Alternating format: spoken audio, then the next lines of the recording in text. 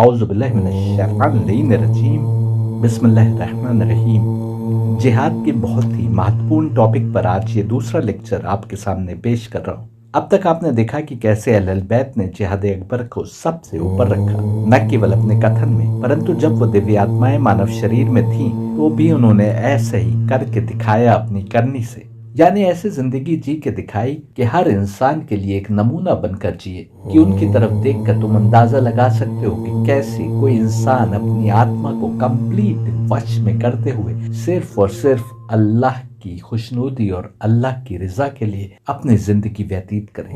मैंने आपको बताया कि कैसे अली के पैर में तीर लग गया था जो हड्डी में पेवस्त हो गया था। जब तीर निकालने की कोशिश की जाती थी अली दर्द से तड़प जाते थे। हसन से अधिक अली को कौन पहचानता था। उन्होंने राय दी कि अली के पैर से तीर तब निकालना जब अली अपने रब की इबादत में लीन हो। अली इबादत में ऐसे लीन थे कि उनके पैर से तीर निकाल लिया गया, लेकिन उन्हें खबर भी नहीं हुई। आपने सुना होगा कि कैसे महावीर इबादत में ऐसे लीन हुए कि उनके शरीर पर बिच्छू सांप चल रहे हों तो भी उन्हें कोई फर्क नहीं पड़ता था। वहां तो बिच्छू सांप शरीर पर आ गए होंगे तो पता नहीं चला, यहाँ तो पैर के अंदर हड्डी तक में पेवस्त हुआ तीर निकाल लिया गया और अली को पता नहीं चला।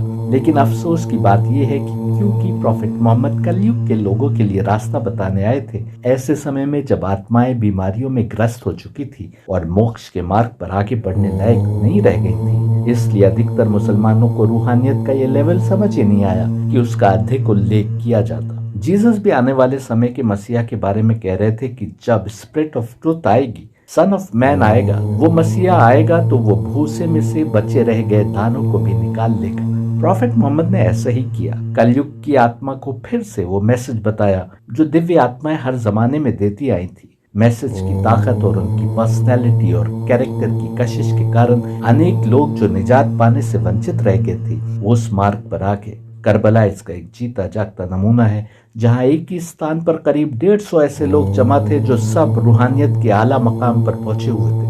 लेकिन नूर का मसीहा आया था तो जुल्मत ने भी अपनी कोशिशें तेज कर दी। जैसे ही प्रॉफिट मोहम्मद की आंख बंद हुई, जुल्मत ने मुसलमानों के बेसिक नेचर की कमजोरियों को पहचानते हुए उनके द्वारा ही उन्हें अपनी ओर खींचना प्रारंभ किया। कोई आत्मा दौलत की चाह की बीमारी में गिरफ्तार थी, कोई ताकत या कुर्सी की चाह में, कोई किसी से नफरत में, कोई किसी की चाहत में, कोई गुस्से का शिकार थी तो कोई घमंड का, कोई लालच में गिरफ्तार थी तो कोई हवस में। जहां मुसलमानों का फोकस आत्मा पर अंकुश लगाकर उसको बेहतर मकाम तक पहुंचाने पर कम हुआ, जुल्मत के खिंचाव का असर बढ़ता गया।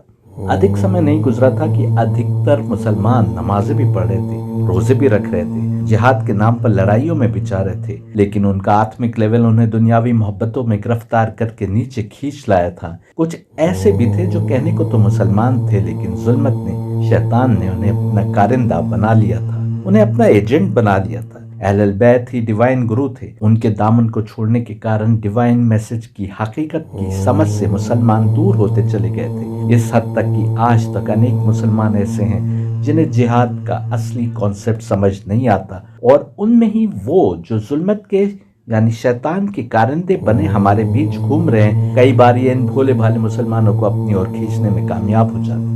अहले बैत में से 8वें इमाम जाफर सादिक कहते हैं, कितना बेहतरीन है वो खुदा का बंदा जो अपनी आत्मा के भटकाव और इंद्रियों के खिंचाव के खिलाफ कोशिश करने में, संघर्ष करने में लगा है ताकि अपने रब को खुश कर सके। जो भी अपनी आत्मा के भटकाव और इंद्रियों के खिंचाव पर विजय प्राप्त कर ले, उसने अपने खुदा की खुशी तो प्राप्त कर ही ली। जो भी अपनी आत्मा को इंद्रियों द्वारा मजे और दुनिया की चाहत में भटकने के रास्ते में रुकावट डालता है और आत्मा को विनम्रता से खुदा के सुपुर्द कर देता है और अपनी अक्ल को प्रयोग करता है अपनी आत्मा को वश में रखने के लिए, उसको सबसे बड़ी नेमत मिल गई। यहाँ ध्यान देने योग्य बात यह है कि गीता में भी आत्मा को अक्ल का प्रयोग करते हुए सत्य मार्ग पर डालने की बात हो रही है। ध्यान देने योग्य बात यह भी है कि ठीक वैसे जैसे इमाम जाफर सादिक आत्मा को वश में करने की बातों के बीच सब्जुगेशन की बात करते हैं, खुदा के आगे सुपुर्दगी की बात करते हैं, रीजन यानी अक्ल के प्रयोग की बात करते हैं, वैसे ही गीता भी आत्मा को सही मार्ग पर लगाने की बात कर रही है। तो उसके लिए कभी रीजन यानी अक्ल के उपयोग से आत्मा को साधने की बात कर रही है, कभी ध्यान यानी मेडिटेशन से, जैसे अली किया करते थे कि पैर से तीर निकल गया और पता भी नहीं चला, कभी अपने कर्मों को खुदा के आगे समर्पित करके आत्मा को उस लेवल पर पहुंचाने की बात कर रही है, तो तो कभी केवल खुदा की याद में रोकर, आंसू बहाकर, पश्चाताप करके आत्मा को उस लेवल पर पहुंचाने की कोशिश कर रही है। यदि सैयद हैदर बार बार कहता है कि एक खुदा, एक पैगाम, सुन ले काश ये इंसान, तो तुम में से बहुतों को यटपटा क्यों लगता है? जबकि एक ही बात इधर भी हो रही है और उधर भी हो रही है। तुम नहीं समझ पाए इसलिए सारी दीवारें खड़ी हैं। आगे इमाम जाफर सादिक कहते हैं कि खुदा के बंदों और उनके रब के बीच यदि कोई बड़ी रुकावट है तो वो तुम्हारी आत्मा है, जो चाहतों की गुलाम हो गई है या इंद्रियों के और ऑर्गन्स ऑफ एक्शन और सेंसेस के वश में आ जाती है। इमाम स्याह यानी काली रुकावट की बात करके इशारा कर रहे हैं कि ये तब होता है जब तुम तमस यानी जुल्मत के खिंचाव से अपनी आत्मा को नहीं बचा पाते, और अपनी आत्मा को जुल्मत के इस खिंचाव से बचाने का कोई रास्ता नहीं है सिवाय इसके कि तुम उसको खुदा की चाहत में लगा दो। यही कारण है कि मैं बार बार कहता हूँ कि खुदा की याद बसाए हुए अपने रोज के काम करते जाओ और तुम्हारी रूह उस मुश्किल चढ़ाई पर आगे बढ़ती चली जाएगी जिस पर चलकर तुम्हारी बेहतरी है। ये तुम विनय और विनम्रता के साथ आगे झुककर उसकी याद में भूखे या प्यासे रहकर, जैसे व्रत या रोजे के समय करते हैं, और रातों को जागकर उसकी इबादत करके, उसकी तस्बीह पढ़कर, माला जपकर या ओम के मानी समझते हुए उसका जाप करके प्राप्त कर सकते हो। ऐसा व्यक्ति यदि मरता है तो वो शहीद मरा, यानी उसने मोक्ष प्राप्त कर लिया, और यदि जिंदा है तो उसकी आत्मा खुदा से इतनी करीब हो जाएगी कि वो उसके करीब रहने के कारण एक ऊंची पोजीशन प्राप्त कर लेगा। आपको फिर गीता याद दिलाता हूँ। कृष्ण के मुख से जो कुछ अर्जुन को बताया गया उस मार्ग को समझकर और उस पर चलने के बाद अब तुम हथियार उठाओ और लड़ो, ऐसा अर्जुन से कहा जा रहा है। और अब तुम मर जाओ या मारे जाओ, दोनों हालत में तुम्हारा उद्धार है। इमाम जाफर सादिक कहते हैं कि सब चीजों पर कुदरत रखने वाले खुदा ने कुरान में ये वचन दिया है कि जो उसकी राह में आगे बढ़ने की कोशिश करते हैं वो यकीनन उसके मार्ग की ओर खींच लिए जाएंगे, उन्हें सत्य मार्ग दिखा दिया जाएगा। और इसमें भी शक नहीं कि अल्लाह उनके साथ है जो सही कर्म करते हैं, और अल्लाह की याद दिल में बसाकर सही कर्म करते रहने वाला ही राइटियस कहलाता है, मुत्तकी कहलाता है। इसीलिए कुरान भी कह रहा है कि ये किताब हिदायत है सिर्फ उसी के लिए जो मुत्तकी है। हमारे एक धर्म गुरु महेंद्र पाल आर्या जी को कुरान का ये कथन समझ में नहीं आया और उन्होंने इस पर एतराज जताया, तो मैंने उनका उत्तर बहुत पहले एक लेक्चर में रिकॉर्ड किया था, जो आप सुनना चाहें तो अवश्य सुने। अब आपको ये भी समझ में आ गया होगा कि क्यों मैं बार बार कहता हूँ कि मेरी ओर ना देखो, कि मैं तुम्हारा मार्गदर्शन करूंगा। मैं उन दुनियावी गुरुओं में से नहीं हूँ जो कहते हैं कि मेरी सेवा में आओ, सेवा करते रहो, मेरा मन हुआ तो मैं तुम्हें मार्ग दिखा दूंगा। मार्ग तो तुम्हें स्वयं पाना है और उसके लिए जिद्दोजहद भी तुमको ही करना है। इमाम जाफर सादिक कह रहे हैं कि तुम अपनी आत्मा को भटकने से अंकुश लगाकर खुदा की राह में कर्म करते हुए आत्मा को पाकीज़गी के मार्ग पर बढ़ाने में लग जाओ। ये तुम्हारे रब का वादा है, उसका प्रॉमिस है कि सत्य मार्ग की ओर तुम्हारा मार्गदर्शन वो करेगा।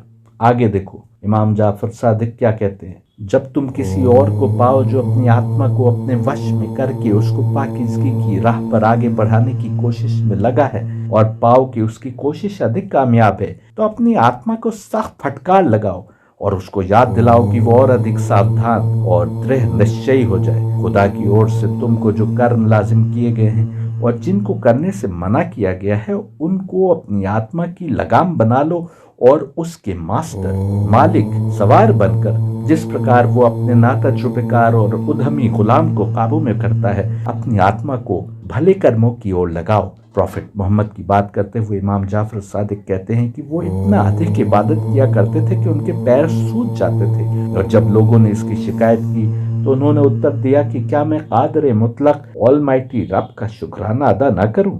क्या ये जरूरत से ज्यादा इबादत करने की प्रॉफिट मोहम्मद की कोशिश, क्या मुसलमान इसको ध्यान में रखते हुए अपनी जिंदगी जीने की कोशिश करते हैं? उन्हें ये नजर नहीं आया और प्रॉफिट मोहम्मद द्वारा सेल्फ डिफेंस में लड़े गए युद्ध नजर आ गए कि उसकी देखा देखी जमीनों पर कब्जा करने लगे। कितनी जमीनों पर प्रॉफिट मोहम्मद ने कब्जा किया हमला करके? नहीं किया, पर तुमने क्यों किया बाद में? इबादत की इन बेइंतहा कोशिशों के माध्यम से प्रॉफिट मोहम्मद अपने मानने वालों को सीख देना चाहते थे कि अपनी कोशिश में, इबादत में और वैराग्य प्राप्त करने की जिद्दोजहद में भूल कर भी कमी न करो। जान लो कि यदि तुमने इबादत से जो खुशी मिलती है वो जान लिया और उससे तुम्हें जो दूसरे लाभ मिलते हैं उनका तजुर्बा कर लिया और तुम्हारा दिल उस खुदाई नूर से रोशन हो गया, तो तुम एक क्षण के लिए भी उसको छोड़ने को तैयार न होगे, भले ही कोई तुम्हारे शरीर को छोटे छोटे टुकड़ों में काट क्यों न डाले। इस कारण इबादत में कोताही कभी भी मुमकिन नहीं, सिवाय जब तुम गुनाहों की हमेशा के लिए माफी और खुदा की रहमत के लाभ को छोड़ने के लिए तैयार हो। यही कारण है कि अहलुल बैत कभी भी एक लम्हे के लिए भी खुदा की इबादत से दूर नहीं होते थे। उनका हर कर्म, हर फेल इबादत था, क्योंकि उस कर्म को करते समय भी वो खुदा की याद बनाए रखते हुए बस अपनी उस समय की जिम्मेदारी ही निभा रहे होते थे। सिफीन का युद्ध अपने शीर्ष पर था, अली भी लड़ रहे थे। लड़ते लड़ते वो बीच बीच में आसमान की ओर देखते थे। किसी ने पूछा इसका क्या कारण है? अली ने उत्तर दिया कि मैं देख रहा हूँ कि क्या नमाज का समय आ गया है। सवाली अचंभे में पड़ गया।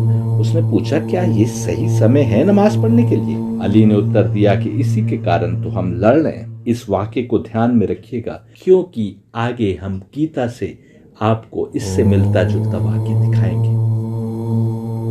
रूहानियत के किसी लेवल पर नहीं पहुंचे लोग इससे ये निष्कर्ष निकालेंगे कि अली नमाज के लिए लड़ रहे थे, मतलब कि इस्लाम को फैलाने के लिए लड़ रहे थे। यहाँ पर ध्यान रहे कि उस समय अली जिनसे लड़ रहे थे वो अपने को मुसलमान कह रहे थे। वो सब भी नमाजें पढ़ने का दावा करते थे, ठीक वैसे जैसे कृष्ण से लड़ने आने वाले वेद के हिम्स पढ़ते हुए बड़े बड़े यज्ञ किया करते थे। लेकिन केवल सात्विक कर्मों में जीने वाला व्यक्ति ही समझ सकता है कि अली ने अपनी आत्मा को ऐसा साध रखा था कि वो बस अल्लाह में, ब्राह्मण में ही लीन रहती थी, हर अच्छे और बुरे समय में। और जब युद्ध थोप दिया गया हो, तलवारें चमक रही हो, तो भी आत्मा अपनी ट्रेनिंग के कारण जैसे उसे साधा गया था, केवल रब के प्रति अपने फर्ज को समझते हुए ही लड़ रही थी। और उस रब द्वारा लाजिम की गई इबादत का अव्वल समय आया कि नहीं, युद्ध के बीच भी इसकी उसे चिंता थी।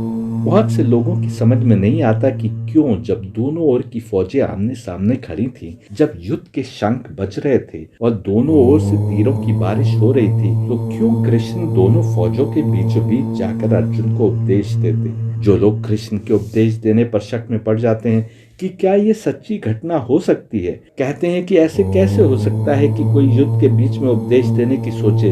वो समझ ही नहीं पाए कि यदि कृष्ण अवतार है तो वो कैसी जिंदगी जी रहे होंगे। नहीं समझ पाए क्योंकि उनका स्वयं का आत्मिक लेवल नहीं है कि वो कृष्ण के स्टैंड को समझ सके। ठीक वैसे जैसे जो व्यक्ति जिसने अली से पूछा था कि क्या ये सही समय है नमाज की चिंता करने का, वो अली के स्टैंड को नहीं समझ पाया। वो ये भी नहीं समझ पाया कि अली अपनी जिंदगी में किस तरीके से कर्म करा करते थे। वो ये भी नहीं समझ पाया कि अली की लड़ाई का मकसद क्या था। ये लोग ये भी नहीं समझ पाए कि आत्मा पर अंकुश लगाए बिना, आत्मा को पाकीज़गी के मार्ग पर आगे बढ़ाए बिना, दुनिया के मोह से कट कर केवल खुदा से लौ लगाए बिना, जिहाद अकबर किए बिना जिहाद असगर करना, हथियारों से लड़ने का कोई औचित्य नहीं, कोई मतलब नहीं। मैंने आपको बताया कि ईसा कहा करते थे कि सच्चाई की रूह आने को है और वो जब आएगी तो कलयुग में आत्माओं के भूसे में जो बचे कुचे गेहूं के दाने हैं, यानी वो आत्माएं जो अब तक मोक्ष नहीं पा सकी हैं, लेकिन मोक्ष पा सकती हैं यदि उनकी कुछ सहायता की जाए, उन्हें कुछ रास्ता दिखाया जाए, उनको निकाल लेगा, उनको मोक्ष के मार्ग पर डाल देगा। सिफीन के युद्ध में हमने देखा कि अली आसमान की ओर देख रहे हैं कि क्या नमाज का अव्वल समय आया कि नहीं। लेकिन करीब 20 वर्ष बाद हम करबला में देखते हैं कि हुसैन के एक साथी युद्ध के दौरान आसमान की ओर देख रहे हैं। वो आम आदमी थे, अवतार नहीं थे। हुसैन ने पूछा कि क्या देख रहे हो? उन्होंने कहा कि मैं देख रहा हूँ कि नमाज का अव्वल वक्त आया कि नहीं आया। 20 वर्षों में हसन और हुसैन ने ऐसे और मोती चुनकर निकाल लिए थे, भूसे में से गेहूं के दाने अलग कर लिए थे, जो युद्ध के दौरान भी बस अपने रब की याद दिल में बसाए थे, बल्कि रब की याद बसा कर ही युद्ध कर रहे थे। आम इंसानों में से मोती चुनकर ऐसे लोग तैयार कर लेना जो इन अवतारों के समान एक्ट करे, कर्मों में इनके जैसे दिखें, जो पुरुषोत्तम या अशरफुल मखलूकात कहलाएं, जिनकी आत्मा शरीर में रहते हुए भी परमात्मा से एक हो, वो तैयार करना ही इन दिव्य आत्माओं का मकसद है। इसीलिए उपनिषद बार बार कह रहे हैं कि इन दिव्य आत्माओं के मार्ग से इनको सीढ़ी बनाकर या इनको रस्सी बनाकर ही तुम विष्णु तक पहुंच सकते हो, वजल्ला यानी मैनिफेस्ट सेल्फ तक पहुंच सकते हो। अब अब तक आपकी समझ में आ रहा होगा कि ऐसा जिहाद जिसमें दुनिया के माल और दौलत को पाना हो, जिसमें जमीन या वर्चस्व की खातिर जमीनों पर कब्जा करना हो, जिसमें सिंहासन पाना हो या लव जिहाद करना हो, या दूसरों के मंदिरों, गिरजाओं या पूजा स्थलों को तोड़ना हो, दूसरों को जबरदस्ती अपने धर्म में दाखिल करना हो, दूसरों को बेइज्जत करना हो, इंसान को इंसान न समझना हो, ये ना तो इन अहले बैत की सीख थी, न ही इनसे पहले कृष्ण की सीख थी। अनेक लोग कृष्ण की लड़ाई का भी कारण नहीं समझ पाए और निष्कर्ष निकालते दिखते हैं कि महाभारत की लड़ाई हस्तिनापुर के सिंहासन पर कब्जे के लिए थी, वो भी कृष्ण द्वारा लड़े गए युद्ध का मकसद नहीं समझ पाए। हालांकि गीता में साफ तौर पर समझाने की कोशिश की गई थी, तो लोग अली के युद्ध का मकसद भी नहीं समझ पाए, करबला भी नहीं समझ पाए। जैसा मैं कुछ दिनों पहले के लेक्चर में दिखा चुका हूँ कि करबला के ऊपर किसी सज्जन ने क्या क्या कुछ बोला, जिसका उत्तर मैंने अपने लेक्चर्स में दिया है। हुसैन का एक साथी युद्ध के दौरान भी इबादत का समय आया कि नहीं ये देख रहा था, तो हुसैन ने उसको दुआ दी थी। नमाज का जब समय आया तो अपने को मुसलमान कहने वाले विरोधी तीर बरसा रहे थे और हुसैन और उनके साथी नमाज पढ़ रहे थे, जबकि दो साथी तीरों को अपने ऊपर रोक रहे थे। पर अभी एक और नमाज का वक्त आना बाकी था, असर का वक्त। इस वक्त के आने तक हुसैन तन्हा रह गए थे, अकेले ही युद्ध कर रहे थे, चारों ओर से उन पर हमले हो रहे थे। अब भी निगाहें बीच बीच में आसमान की ओर उठ जाती थी, देख रहे थे कि नमाज का वक्त आया कि नहीं। मुझे अपने रब के आगे इबादत करना है, और उसके लिए हुसैन ने अपने को ऐसा कंडीशन कर लिया था कि चाहे दुनिया इधर से उधर हो जाए, वो समय आएगा तो हुसैन सिर्फ और सिर्फ अपने रब के आगे सर झुकाते नजर आएंगे। हमला करने वाले कहने को तो अपने को मुसलमान कहते थे, लेकिन आत्मा इस लेवल पर नहीं थी कि हुसैन के इस कर्म का कारण समझ पाते। वो समझ रहे थे जैसे हुसैन आसमान की ओर देख रहे थे कि फरिश्ते आते हैं सहायता के लिए कि नहीं, पर बतौर दिव्यात्मा फरिश्ते तो स्वयं हुसैन के अधीन थे। ये दिव्यात्मा मानव शरीर में आई थी कि हमको दिखा सके कि कैसे रब की याद दिल में बसाए हुए जिंदगी गुजारी जा सकती है। असर का अव्वल वक्त आया और हुसैन ने तलवार को न्याम में रख लिया। अब इस युद्ध को लड़ने से बड़ा कुछ और कर्म था जो हुसैन को अंजाम देना था। तीरों और जख्मों से चूर हुसैन घोड़े पर से जमीन पर आ रहे, सिर रब के आगे सिजदे में रख दिया। दुश्मन तलवारें और भाले लेकर चारों ओर से आगे बढ़ा। भाले चुभ हो रहे थे कि हुसैन होश में है कि नहीं। इधर हुसैन इबादत में मशगूल थे। यजीद के फौजियों में से एक ने हुसैन की पीठ पर बैठकर खंजर से हुसैन का सिर धड़ से अलग कर दिया। ये वो कुर्बानी थी जो सारे जमाने के लिए याद रखने लायक कुर्बानी थी। ये वो कुर्बानी थी जिसकी याद पहले दिन से, जब से पहला इंसान जमीन पर आया था, तब से बताया जा रहा था कि एक ऐसी कुर्बानी अल्लाह के रास्ते में पेश करनी है जो सिर्फ और सिर्फ उसके रास्ते में पेश की गई कुर्बानी होगी। और मैं आपको दिखा रहा हूं कि उसका उल्लेख वेदों में भी भरा पड़ा है। कुरान जब कह रहा है कि जो अल्लाह की याद में कत्ल किए गए उन्हें मरा हुआ ना समझो, बल्कि वो जिंदा है, हालांकि तुम्हें समझ नहीं है, तो कुरान उनकी बात नहीं कर रहा जो 72 हूरों की लालच में अपने सीनों पर बम बांधकर उड़ा देते और बेगुनाहों को मारने का कारण बनते। मैं पहले ही बता चुका हूं कि 72 हूरों का सपना दिल में है, तो तुम तो पहले ही यदि तमसिक नहीं तो कम से कम रजसिक सोच में गिरफ्तार हो। तुम्हारी तो आत्मा ही उस लेवल पर नहीं पहुंची जो आत्मा के भटकाव पर अंकुश लगा सके। पहले आत्मा के भटकाव पर अंकुश लगाओगे, तब आत्मा पाकीज़गी के मार्ग पर आगे बढ़ेगी। तुम जिहाद कर ही कह रहे हो कि तुम शहादत पाओ। सिर्फ मरने का नाम जिहाद नहीं है। जिहाद की बहुत सारी शर्तें हैं और उसमें पहली शर्त जिहाद अकबर करना है। उसके बाद ही तुम जिहाद असगर करने लायक बन सकते हो। कहा जाता है कि कुरान की ये आयत बद्र के युद्ध के समय आई थी, जब मात्र 313 बूढ़े, बच्चे और जवान प्रोफेट मोहम्मद के साथ थे और इन मुसलमानों को खत्म करने अबू सुफियान 1000 योद्धाओं का लश्कर लेकर आया था कि उन सबको मार डाले। 1000 जंगजू हथियारबंद लोग थे, तो इधर 313 के पास बस 2-4 ही तलवारें और कुछ ही घोड़े थे। ऐसे में लड़ने के लिए तैयार होना बड़ी बात थी, जब मौत यकीनी थी और विजय प्राप्ति के चांस ना के बराबर थे। पर अंत जीत मुसलमानों की हुई।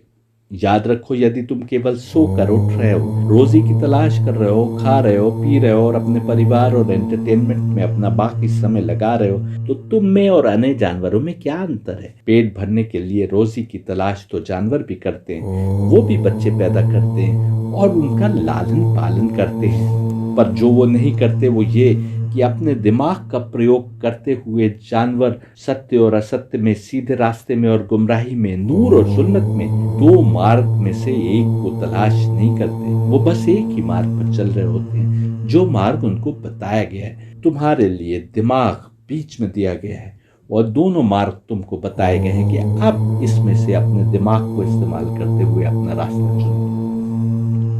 All the created beings are given the opportunity to prove their potential. Therefore, everyone is tried with something of fear, hunger, and loss of possessions and children. Those who have attained the highest spiritual maturity through personal virtues, ability to exercise patience with faith and reliance upon Allah, face the trial successfully and reach the highest stations nearest to Allah. Each individual occupies a different status according to the degree of faith and patience he employs to encounter the test and trial. Some souls are not considered fit to be tried. It is their misfortune. The exemption may be to let their infidelity or hypocrisy grow to its full scope, for which there is a painful punishment. Quran का सूरह आले इमरान कह रहा है कि खुदा के हर creation को अपनी क्षमता को साबित करने का मौका दिया जाता है। कभी डर से, कभी भूख से, कभी माल के खो जाने से या बच्चों को छीनकर हर किसी की परीक्षा ली जाती है। मुश्किल चढ़ाई चढ़ते हुए जो आत्माएं शीर्ष पर पहुंच गई और अपने अंदर उन्होंने गुणों को जमा कर लिया, वो सब्र से काम लेते हैं। उन्हें अपने क्रिएटर पर ईमान है और उस पर ही भरोसा करते हैं। वो इस परीक्षा की घड़ी से कामयाबी के साथ निकल आते हैं और अपने रब से करीब होने के शीर्ष मकाम पर पहुंच जाते हैं। हर एक आत्मा का अपना अलग स्टेटस है, अलग लेवल है। ये निर्भर करता है इस पर कि जब उसको परीक्षा में डाला गया तो उसने कितने ईमान और सब्र के साथ उसका मुकाबला किया। कुछ ऐसी भी आत्माएं हैं जिनको इस काबिल नहीं समझा जाता कि उनकी परीक्षा ली जाए। ये उनका दुर्भाग्य है। उनको इसलिए छोड़ दिया गया है कि उनकी अपने रब से श्रद्धाहीनता, बेवफाई और कपट या पाखंड अपनी चरम सीमा तक पहुंच जाए और उन्हें इसकी दर्दनाक सजा मिलेगी। अहले बैत आम इंसानों के लिए इंसानी शक्ल में रोल मॉडल बनकर आए थे, तो बतौर दिव्यात्मा तमाम सृष्टि के हाकिम होने के बावजूद उन्होंने सारी जिंदगी हर प्रकार की कठिनाई, जुल्म और नाइंसाफी का सामना किया। करबला तो दुनिया के इतिहास का इकलौता ऐसा नमूना है जहाँ कोई जुल्म और कोई नाइंसाफी नहीं थी जो अहले बैत पर नहीं की गई। दूसरे तमाम अहले बैत को भी जुल्म के कारिंदों द्वारा सारी जिंदगी परेशान किया जाता रहा। यही कारण है कि प्रॉफिट मोहम्मद कहा करते थे कि ये दुनिया कैद है ईमान वालों के लिए और स्वर्ग है ना मानने वालों के लिए। एक और जगह भी कुरान कह रहा है कि हम अवश्य तुम्हारी परीक्षा लेंगे, कभी खौफ से, कभी भूख से, कभी प्रॉपर्टी या जिंदगियों या फलों की कमी से, और जो सब्र करते हैं उन्हें खुशखबरी सुना दो। जो लोग जिहाद के गलत मायने निकालते हैं उन्हें पता होना चाहिए कि परीक्षा की घड़ी में सब्र करना भी जिहाद है। ऐसे लोग जब किसी दुर्भाग्यपूर्ण हालत में गिरफ्तार होते हैं तो बस ये कहते हैं कि यकीनन हम अल्लाह के हैं और उसकी ही तरफ हमको पलट कर जाना है। ये कुरान का जुमला है और जो लोग जिहाद कर रहे हैं वो ही इस प्रकार सब्र करना जानते हैं। यानी जिहाद सिर्फ लड़ने का नाम नहीं है, बल्कि अल्लाह की याद में सब्र करने का नाम भी, हथियार न उठाने का नाम भी। बस यही सारांश है तमाम इस्लामी शिक्षा का, जिहाद का। हम उसके हैं, हमारी आत्मा उसकी प्रॉपर्टी है। हम बिना शर्त के अपनी आत्मा को उसके सुपुर्द करते हैं। हमारी आत्मा को उसकी ओर ही पलटना है। जो कोई भी अपनी जिंदगी को इस प्रिंसिपल पर ढाल देता है वो रब की ओर से हर समय मार्गदर्शन पाता है। अपनी आत्मा को रब के आगे समर्पित कर देने का सबसे बेहतरीन उदाहरण जो मुसलमानों के पास है वो प्रॉफिट मोहम्मद की जिंदगी है। सूरह आले इमरान की आयत 163 में यही बात कही जा रही है। इस सब के बावजूद ये भी हकीकत है कि आर्म्ड स्ट्रगल यानी हथियारों से युद्ध भी जिहाद का हिस्सा है। और हर कोई जो जिहाद अकबर कर रहा है उसके लिए आवश्यक नहीं कि जिहाद असगर करे, यानी फिजिकल युद्ध करे। 9/11 के बाद दुनिया को कुछ ताकतों ने बताने की कोशिश की कि अमन के लिए, शांति के लिए भी युद्ध हो सकता है, वॉर फॉर पीस। हालांकि ये एक अलग बातचीत का मुद्दा है कि यूनाइटेड स्टेट्स कितना अमन के लिए लड़ रहा था, पर स्लोगन तो दिया गया ना, आयतुल्लाह अमीनी लिखते हैं कि आर्म्ड स्ट्रगल हर किसी पर वाजिब नहीं है, वाजिब ऐनी नहीं है, बल्कि सबकी जिम्मेदारी है, वाजिब किफाई है। इसका अर्थ ये हुआ कि जैसा मैंने पिछले लेक्चर में बताया था कि यदि किसी शहर में कोई गायनेकोलॉजिस्ट नहीं है और इस कारण बच्चा जन्मते समय कई जच्चाओं या बच्चों की मौत हो रही है, तो हर किसी के लिए जिसके लिए मुमकिन है उसके लिए लाजिम हो जाता है कि वो गायनेकोलॉजिस्ट बनने के लिए प्रयत्न करे। यदि कुछ लोगों ने ये आवश्यकता पूरी कर दी तो फिर दूसरों पर से इसका आवश्यक होना समाप्त हो जाता है। इसी प्रकार यदि ऐसे हालात हो जाते हैं कि युद्ध तुम पर थोप दिया गया या अब कोई रास्ता नहीं बचा सिवाय युद्ध के, तो हर किसी पर सिवाय महिलाओं, बूढ़ों, बच्चों, अपाहिज और बीमार व्यक्तियों पर आगे आना लाजिम हो जाता है, जब तक कि आवश्यकता कितने लोगों की है उतने लोगों की जरूरत पूरी न हो जाए। जबकि जिहाद अकबर, बड़ा जिहाद हर किसी पर आवश्यक है कि वो करे, पर यह भी ध्यान में रखना चाहिए कि समाज में बहुत से लोग हैं जो जिहाद अकबर नहीं कर रहे, तो कोई जबरदस्ती उनसे नहीं करवा सकता। इसी प्रकार युद्ध में शिरकत भी कोई नहीं कर रहा तो उस पर कोई जबरदस्ती नहीं की जा सकती। ये तो तुम्हारा और तुम्हारे रब का रिश्ता है। यदि जिहाद अकबर जबरदस्ती नहीं कराया जा सकता तो जिहाद असगर भी नहीं कराया जा सकता। पर इसकी और भी शर्तें। हकीकत तो यह है कि जिहाद युद्ध की ओर प्रेरित नहीं करता, बल्कि जिहाद भी युद्ध में आपको नियम से बांध देता है। यदि आप उन नियम का पालन नहीं करते तो फिर आप क्या जिहाद कर रहे हैं। अली जब युद्ध में होते थे और कोई दुश्मन इस हालत में पहुंचता था कि अब मारा जाएगा, तो वो अपने कपड़े उतार कर नंगा हो जाता था। सबसे पहले ये तरीका सिफ़ीन में अपनाया गया, फिर तो औरों को भी पता चल गया। अली जैसा आदमी कहाँ ऐसे व्यक्ति पर, भले ही वो दुश्मन हो, वार कर सकता था जो अपने कपड़े उतारे सामने खड़ा है। माविया के सिपाही अली की हुकूमत में आने वाले गांव पर हमला करते थे और लूट मार करके भाग जाते थे। आम आदमियों, औरतों और बच्चों को कत्ल कर देते थे। अली या उनके सिपाही ऐसा नहीं कर सकते थे, ये उनकी मजबूरी थी, क्योंकि वो अल्लाह के रास्ते में जिहाद कर रहे थे। वो टिट फॉर टैट नहीं कर सकते थे। यहाँ तक कि अली और उनके सिपाही धोखे में रखकर भी हमला नहीं कर सकते थे, जबकि माविया हर तरीके के हरबे, हर तरीके के हथियार इस्तेमाल कर रहा था। वो ना भागते हुए पर निशाना भी नहीं साध सकते थे, ना किसी लाश की बेहरमती कर सकते थे। ये सब उनके जिहाद की टीचिंग्स का हिस्सा था। आजकल युद्ध में विपक्ष का मॉरल डाउन करने के लिए बहुत कुछ किया जाता है। मंगोल सिरों के ढेर लगाते थे इसलिए कि डर बैठ सके। कितने बादशाह कब्जा किए गए इलाकों में मर्दों का कत्ल कर देते थे और औरतों को दासी बना लेते थे। फौज द्वारा कब्जा किए इलाके में औरतों के साथ बदसलूकी करना भी आम बात है। कोई भी जो हकीकी मानों में जिहाद कर रहा है वो ऐसा नहीं कर सकता, बल्कि हकीकत तो यह है कि जिस प्रकार दूसरे विश्व युद्ध में यूनाइटेड स्टेट्स ने हिरोशिमा और नागासाकी पर एटम बम गिराए, जिहाद इसकी भी इजाजत नहीं देता। तुम कैसे नॉन कॉम्बेटेंट्स को जो तुमसे लड़ने सामने नहीं आए उन्हें मार सकते हो। कितनी ही बार दुश्मन का घेराव करके उनकी रसद बंद कर दी जाती है कि वो भूख से मरने लगे। उनके पानी की सप्लाई पर रोक लगा दी जाती है। कहा जाता है कि युद्ध में सब कुछ जायज है, लेकिन अली ने दिखा दिया कि युद्ध में सब कुछ जायज नहीं होता। यदि पानी पर दुश्मन ने कब्जा किया था जिसके कारण अली के साथी प्यास से मरे जा रहे थे, तो जब उसी पानी पर अली का कब्जा हुआ तो अली ने कहा कि पानी तो अल्लाह की नेमत है, इंसान के लिए मैं कैसे पानी पर पहरा बिठा सकता हूँ। अली के दुश्मन जो उनका कैरेक्टर जानते थे वो इसी का लाभ उठाया करते थे। जिहाद लड़ने का सबक नहीं देता, बल्कि असली जिहाद तो युद्ध में भी आपकी सीमाएं बांधने का सबक देता है। जिहाद वो सब करने से रोकता है जो दूसरे लोग आमतौर पर युद्ध में करते आए हैं। जिहाद आपको किसी से नफरत में, गुस्से में, ईर्ष्या में, कंपटीशन में, किसी दुनिया की पोजीशन, सिंहासन, धन दौलत आदि के लिए लड़ने से रोकता है। फ्रांस में यदि कुछ लोग प्रॉफेट मोहम्मद का कार्टून बनाते हैं तो जिहाद तो आपको अमन की खातिर, माफ कर देने की खातिर, बेगुनाहों का खून ना बहे इस खातिर सब्र कर लेने का नाम है। हकीकत तो यह है कि जहां दूसरे युद्ध में तभी लड़ते हैं जब विजय के चांस अधिक हो और केवल विजय के लिए ही युद्ध करते हैं। जिहाद लड़ने वाला केवल विजय के लिए हर कोशिश नहीं करता, भले ही सही हो या गलत, बल्कि सही मार्ग पर रहते हुए दुनिया को बेहतर बनाने की कोशिश करते हुए वो सत्य पथ से जरा भी विचलित नहीं होता। फिर इस कोशिश में यदि सेल्फ डिफेंस में लड़ने की नौबत आ जाए तो उस समय उसको इसकी चिंता नहीं रहती कि अब मैं मर जाऊं या मार दूं। दोनों ही हालत में वो उस समय की अपनी जिम्मेदारी पूरी कर रहा होता। जिहाद का ये कॉन्सेप्ट सब मुसलमानों की समझ में आ जाता तो समस्या ही कहाँ रहती। अपने इनर सेल्फ के खिलाफ स्ट्रगल, अपनी आत्मा से संबंधित संघर्ष हर दूसरी इबादत से कठिन कर्म है। यहाँ तक कि युद्ध में लड़ते हुए जान दे देने से भी कठिन कर्म है, क्योंकि युद्ध में तो तुम कुछ समय के लिए जाते हो जहाँ तुम मार देते हो या मर जाते हो, पर सर्वशक्तिमान क्रिएटर के आगे अपने को पूरी तरह समर्पित कर देना, अपनी आत्मा को भटकाव से रोककर पाकीज़गी हासिल करने के मार्ग पर लगाना हर हर लम्हे का कर्म है। तुम्हारी सारी जिंदगी जरा सा ध्यान विचलित हुआ और तुम फिसले।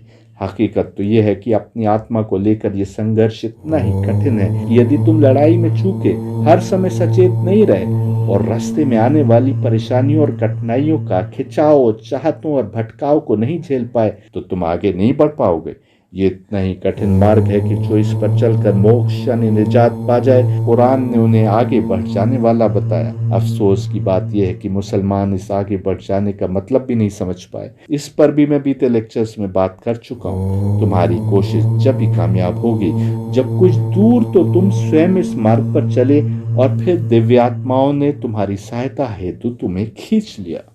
मुसलमान को यही कोशिश निरंतर करना है। इसलिए रोजाना की नमाज में उससे कहा गया कि बार बार कहो कि ऐ खुदा, हमको सीधा रास्ता दिखाकर उस पर चलने की ताकत दे।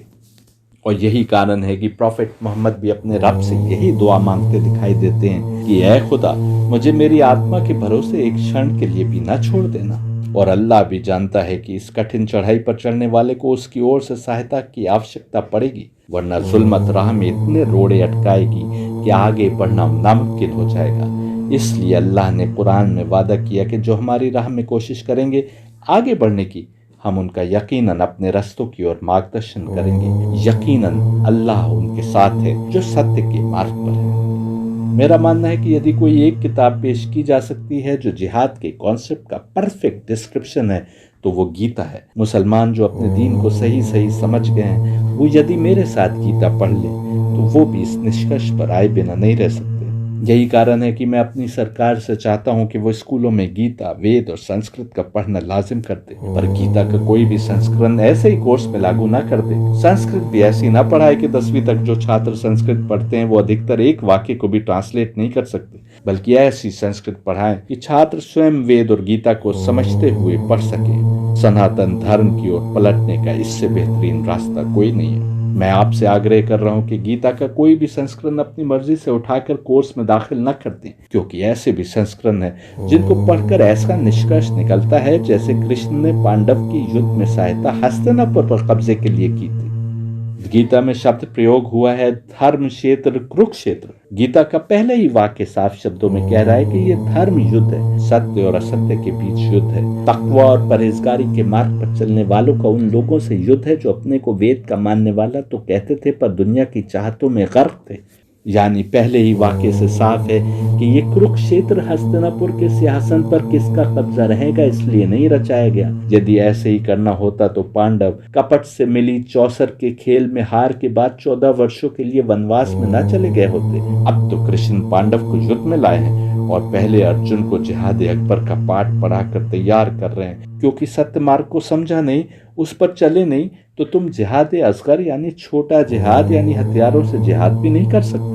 गीता का पुरुषोत्तम एब्सोल्यूट मैन वो है जो अपना हर कर्म केवल खुदा के लिए करता है, सात्विक कर्म करता है। यहाँ तक कि आम जैसे दिखने वाले कर्म जैसे खाना, सोना, पत्नी से संभोग या ऐसे ही रोजाना के कार्य इस व्यक्ति को ना तो स्वर्ग की लालच खींचती है और ना नर्क का खौफ डराता है कि ये कर्म करे, बल्कि ये तो बस कर्म करता जाता है अपने परवरदिगार से करीब होने की चाहत में, उससे प्रेम में और रूहानियत के मार्ग पर आगे बढ़ता जाता है। गीता की जितनी कमेंट्रीज मेरी नजरों से गुजरी उनमें जो मुझे सबसे अधिक प्रिय है वो नटराज गुरु की कमेंट्री है। पर अफसोस की बात यह है कि नटराज गुरु भी गीता का पहले ही वाक्य नहीं समझ पाए। वो नहीं समझ पाए कि गीता को क्यों धर्म युद्ध बताया जा रहा है। वो लिखते हैं, Why these apparently redundant epithets? This is characteristic of the style of the Gita throughout. Being part of a Puran, an epic legend or saga, it has to be correct in historical details and at the same time it has to fulfill the need for guiding people in the appreciation of ethical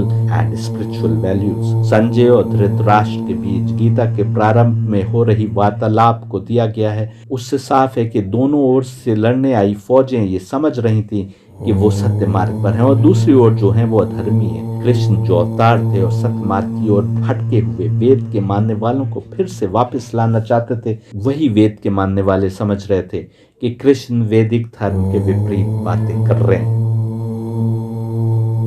Krishna जान रहे थे कि अर्जुन में सत्य जानने की ललक है। कौरवों की तरह अर्जुन ने आंखों पर पट्टी नहीं बांध रखी थी कि बस हम जो मान रहे हैं और जान रहे हैं वही सही है, पर अर्जुन भी कौरवों के बीच वैदिक धर्म का वही बिगड़ा हुआ रूप देखते हुए बड़े हुए थे। अर्जुन स्वयं मानते हैं कि एक समय था जब वो भी कृष्ण का उपहास उड़ाया करते थे।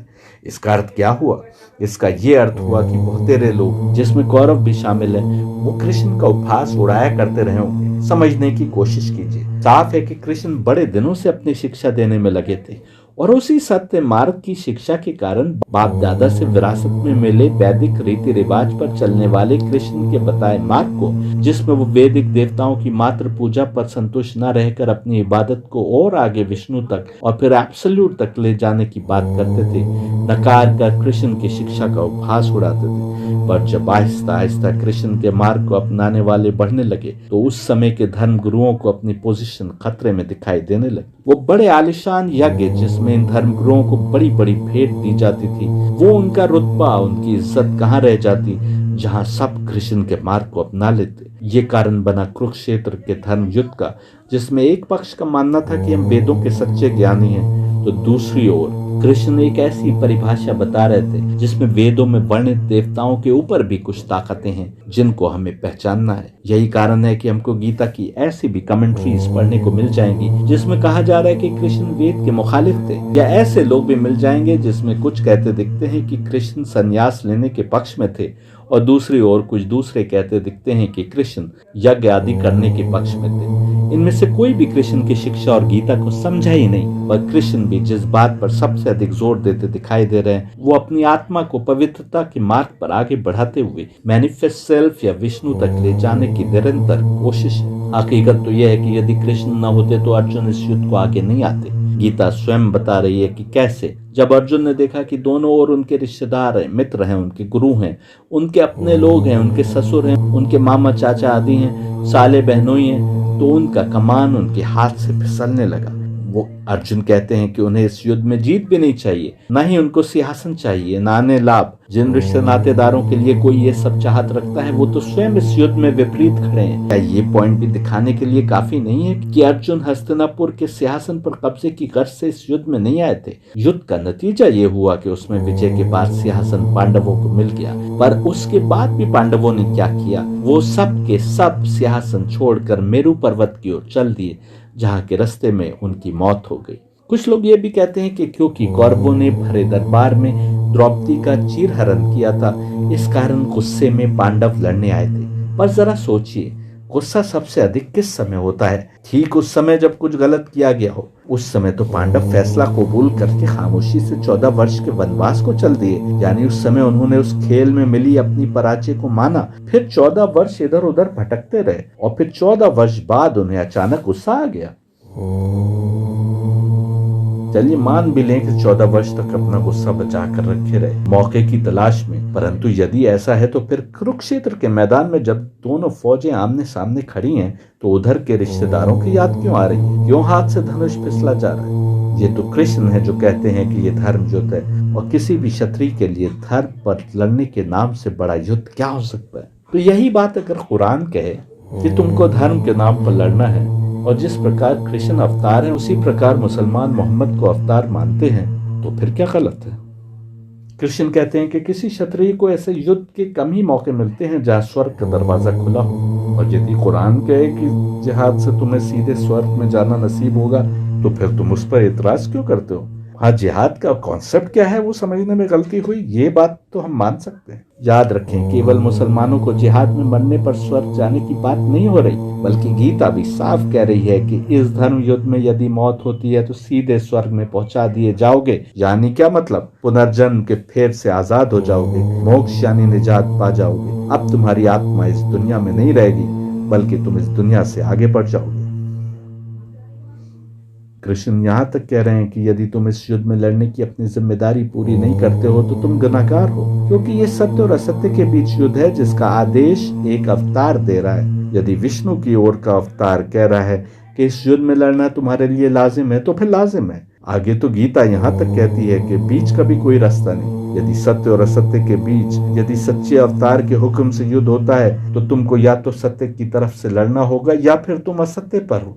तुम खड़े होकर तमाशा नहीं देख सकते, ना ही ये कह सकते हो कि तुम किसी और भी नहीं हो। ये कैसे हस्तिनापुर पर कब्जे के लिए या द्रौपदी के अपमान के लिए बदले का युद्ध हो सकता है? क्योंकि कहा जा रहा है कि मर जाओ तो स्वर्ग और जीत जाओ तब दुनिया के लाभ, दोनों ऑप्शन बताए जा रहे हैं और फिर लड़ने के लिए अर्जुन को तैयार किया जा रहा है।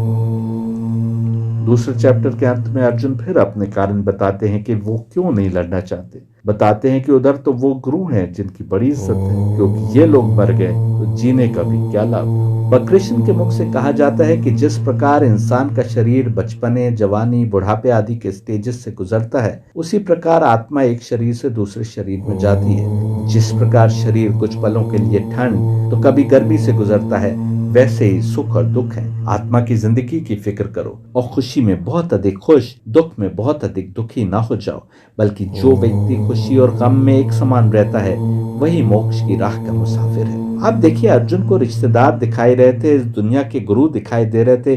कृष्ण शारीरिक रिश्तों को महत्व नहीं देते। हकीकत तो यह है कि शरीर को भी अहमियत नहीं देते, बल्कि आत्मा की बेहतरी, रूहानी इर्तिका पर जोर देते।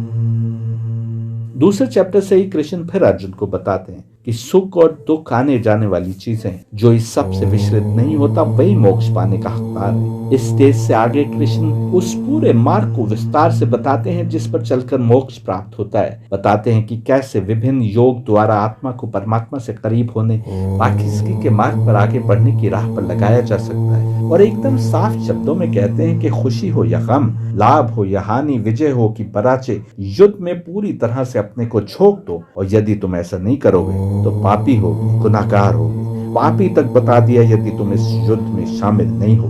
क्या आप नहीं देख रहे कि पूरी गीता आत्मा को परमात्मा से जोड़ने की बात करती है, आत्मा को बेहतरी की ओर आगे बढ़ाते रहने की बात करती है। ये तक कहती है कि यदि तुम निस्वार्थ आगे बढ़ने की कोशिश में लगे रहो और इस जन्म में तुम्हें मोक्ष नहीं भी मिल पाया तो अगले जन्म में तुमको ऐसी जगह पैदा कर दिया जाएगा जहां से तुम्हें वो रास्ता मिलना आसान हो जाएगा। गीता उस पथ को भी पहचानवाती है जिस पर मोक्ष है। देवताओं का महत्व समाप्त नहीं करती, बल्कि यहाँ तक कहती है कि उनको अपना खाना अर्पित किए बिना खाया तो तुम चोर हो, यानी उन्हें हर खाना खाते समय याद रखना है। तुम तो जानते ही नहीं कि देवता कौन है तो कैसे याद रखोगे। तुम तो ये जानते हो कि देवता करोड़ों हैं, असंख्य हैं, पर गीता ऐसा नहीं कहती। वो सप्त ऋषि की बात करती है, पर इस सब से ऊपर विष्णु यानी मैनिफेस्ट सेल्फ तक पहुंचने की बात करती है।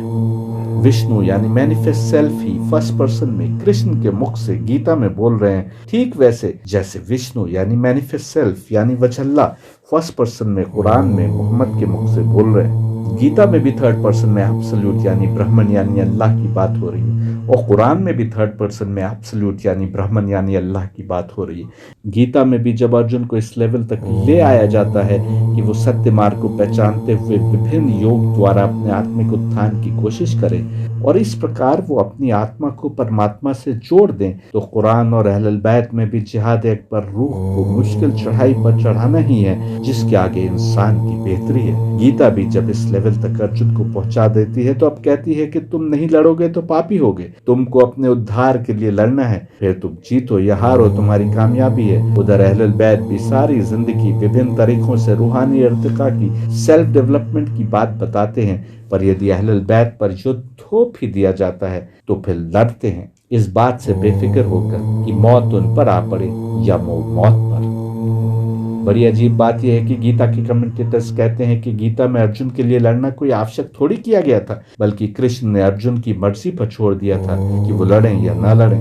हाँ, ये तो साफ है कि कृष्ण ने कोई अर्जुन को जबरदस्ती नहीं लड़ाया, पर कृष्ण ने ये अवश्य बता दिया था कि एक और तुम्हारा उद्धार है तो दूसरी ओर न लड़कर तुम पापी होगे। ये बताने के बाद अब अर्जुन की मर्जी यही है कि वो सीधे स्वर्ग में जाने वाला मार्ग चुनते हैं और उसको चुनकर लड़ने को आते हैं। ऐसे ही तो इस्लाम भी बता रहा है अच्छा और बुरा रास्ता। और कुरान की आयत कह रही है कि जब तुमको अच्छा और बुरा मार्ग बता दिया गया था तो तुम वो मुश्किल चढ़ाई क्यों नहीं चढ़े जिसके आगे तुम्हारी बेहतरी है। कुरान भी हर प्रकार के लोगों की बात कर रहा है, उनकी भी जिनके बुरे कर्म अधिक हैं यानी जो बाएं हाथ में कर्म लिए हैं, उनकी भी जिनके अच्छे कर्म अधिक हैं यानी दाएं हाथ में कर्म लिए हैं, पर मोक्ष पाने वाले लेवल पर नहीं है, और उनकी भी जो इस जन्म से सीधे निजात पा गए यानी आगे बढ़ जाने वाले, मोक्ष प्राप्त कर जाने वाले। यहाँ भी इंसान को मार्ग बताया जा रहा है, उसको अक्ल दी गई है। कुरान बार बार कहता है कि तुम गौर क्यों नहीं करते। गीता रीजन को, अक्ल लगाने को भी योग बताती है, यानी तुम अक्ल लगाकर उस मार्ग को पहचान सकते हो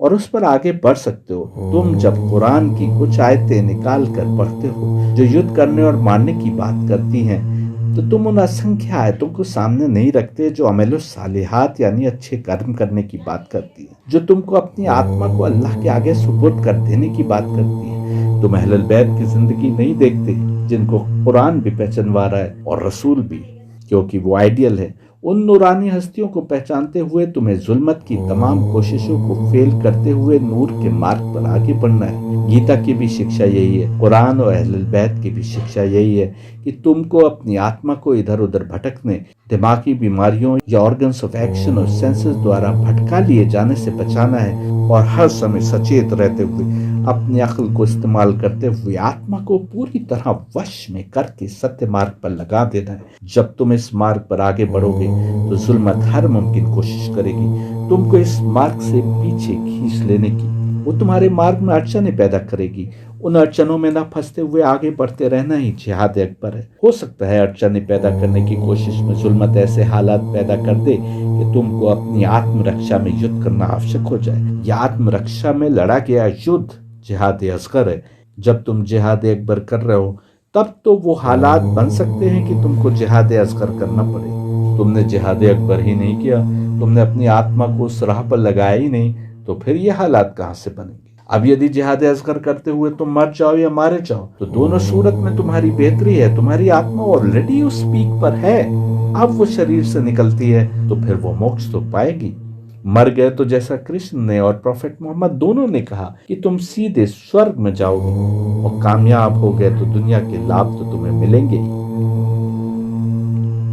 कुरान कह रहा है कि जो अल्लाह की राह में मारे गए उन्हें मुर्दा ना समझो बल्कि वो जिंदा हैं और अल्लाह के यहाँ से रिज़्क़ पाते हैं, हालांकि तुमको इसका पता नहीं है। ठीक वैसे जैसा गीता ने कहा कि यदि तुम अवतार के कहने पर युद्ध लड़ते हुए मारे गए तो तुम सीधे स्वर्ग में पहुंचा दिए जाओगे। ठीक उसी प्रकार कुरान भी उन लोगों का शक दूर कर रहा है कि जिन्हें लगता है कि रूह को शरीर चाहिए ताकि उसे एनर्जी मिले, और एनर्जी मिलने के लिए शरीर को रिस्क चाहिए। तुम यदि समझ रहे हो कि अल्लाह की राह में मरने वाले की रूह बिना शरीर के कैसे जिंदा रहेगी, तो याद रखो कि रूह को रिस्क मिलने की बात करके कुरान बता रहा है कि किसी और दुनिया में, स्वर्ग में, ऐसी आत्मा को सीधे पहुंचा दिया जाता है जहां उसको शरीर भी मिल जाता है, क्योंकि रिस्क की बात हुई है। इससे साफ है कि शरीर के बिना रिस्क की बात क्यों कर हो सकती है। गीता आत्मिक उत्थान के विभिन्न तरीके बताती है और कैसे इंसान मोक्ष की मंजिलों तक पहुंच सकता है, उसकी शिक्षा देती है। यही जिहाद अकबर है। गीता बड़े विस्तार से वो सारे तरीके बताती है जिसके द्वारा जिहाद अकबर करने वाला व्यक्ति अपनी मंजिल तक पहुंच सकता है। मैंने उन तरीकों की बात नहीं की क्योंकि बहुत ही विस्तार में दिए गए, और गीता भी एक लेवल पर अर्जुन को पहुंचाने के बाद जिहाद असगर की बात करती है, और कुरान भी ऐसे ही करता दिखता है। यही कारण है कि मेरा मानना है कि इस्लामी जिहाद की कॉन्सेप्ट की यदि सही डेफिनेशन जानना हो तो मुसलमानों को मेरे साथ गीता पढ़नी होगी। आप यकीनन प्रश्न करेंगे कि ऐसा क्यों। मैंने आपको एक कारण ये बताया कि जब आप नूर के रास्ते आगे बढ़ने की कोशिश कर रहे हैं तो ये मुमकिन नहीं है कि जुल्मत या तमसिक ताकत आपको आगे बढ़ने देगी और कोशिश नहीं करेगी वापस खींच लेने की। जुल्मत की हार ही इसमें है कि आप उसके तमाम हरबों और चालों को मात देते हुए आगे बढ़ते जाएं। जुल्मत को भी हजारों सालों का तजुर्बा है। यदि हमारी आपकी आत्मा सतयुग के समय से इस दुनिया में है, तो यदि नूरानी ताकतों को हमारी कमजोरी या बीमारी पता है जिसके कारण हमारी आत्मा मोक्ष पाने से वंचित रह गई, तो जुल्मत को भी पता है। लालच, लोभ आदि के अतिरिक्त जुल्मत का एक बड़ा हथियार डर है। वो आपके मस्तिष्क पर डर बिठाने की कोशिश करेगी। ऐसे में कुछ हालात ऐसे भी हो सकते हैं कि आप पर युद्ध थोप दिया जाए, तब आपको आत्मरक्षा में लड़ना पड़ सकता है, और ये जिहाद असगर है। एक और कारण, कृष्ण के मुख से गीता में विष्णु कहते हैं कि जब जब अधर्म फैल जाता है और धर्म के उसूल नष्ट होने लगते हैं, तब तब अधर्म का नाश करने और धर्म के उसूलों को फिर से स्थापित करने मैं अवतार लेता हूँ। यानी कोई ना कोई अवतार आता है। जब जब और तब तब की बात हुई है, यानी ऐसा होते ही रहा है। कभी किसी क्षेत्र में, कभी कहीं, कभी किसी भाषा बोलने वालों के बीच, कभी किसी और भाषा बोलने वालों के बीच। जब जब भी अवतार धर्म के उसूलों को स्थापित करने और अधर्म का नाश करने आएगा, तो उसको ऐसे साथी चाहिए होंगे जो उन उसूलों पर चल रहे हैं। वो अधर्म का नाश करेगा या धर्म के उसूलों को स्थापित करने की कोशिश करेगा, तो क्या जुल्मत यानी शैतानी ताकतें और उसके कारिंदे उसको ऐसा आसानी से करने देंगी? नहीं करने देंगे, और न ही बीते युगों में उन्होंने ऐसा करने दिया। बल्कि हम देखते हैं कि जुल्मत ने नूरानी अवतारों का हर प्रकार से घेरने, सताने की कोशिश की। राम, इब्राहिम, कृष्ण, मूसा, ईसा, मोहम्मद, अली, हुसैन, किसी का भी उदाहरण ले लीजिए। अभी एक और अवतार को आना है जो मेहदी यानी कल के अवतार होंगे। वो भी आकर अधर्म का नाश करेंगे और हमेशा से चले आ रहे सनातन रास्ते अद्दीन अल क़य्यूम को स्थापित करेंगे। उनके खिलाफ भी जुल्मत अपनी तमाम कोशिशें कर देगी। दज्जाल वाले लेक्चर में मैं दिखा चुका हूँ कि उनके खिलाफ जुल्मत भी मानव शरीर में अवतरित हो जाएगी। युद्ध तो तब भी होगा, तलवारों से नहीं तो रॉकेट्स और मिसाइल से। जुल्मत के साथी होंगे तो कल के अवतार यानी मेहदी को भी साथी चाहिए होंगे। इसलिए ये कह देना कि जिहाद का कॉन्सेप्ट पुराने जमाने की बात है, गलत है। जिहाद के कॉन्सेप्ट को गलत इंटरप्रेट जो कर रहे हैं, उन्हें बताना होगा कि बेगुनाहों को मारना जिहाद नहीं होता, धोखे से हमला करना जिहाद नहीं होता, गुस्से में, लालच में, किसी भी दिमागी जुनून या बहकाव के लिए मारना जिहाद नहीं होता, जमीन के लिए लड़ना जिहाद नहीं होता, सिर्फ बंदूक और बम से लड़ना जिहाद नहीं होता, बल्कि आत्मा को खुदा की बंदगी का गुलाम बना देना और बनाए रखना जिहाद होता है। जिहाद अकबर के बिना भी जिहाद नहीं होता। जिहाद जैसे लॉफ्टी कॉन्सेप्ट को अपनी हवस, विम्स और फैंसी की नजर हो जाने से बचाएं, अकल लगाएं।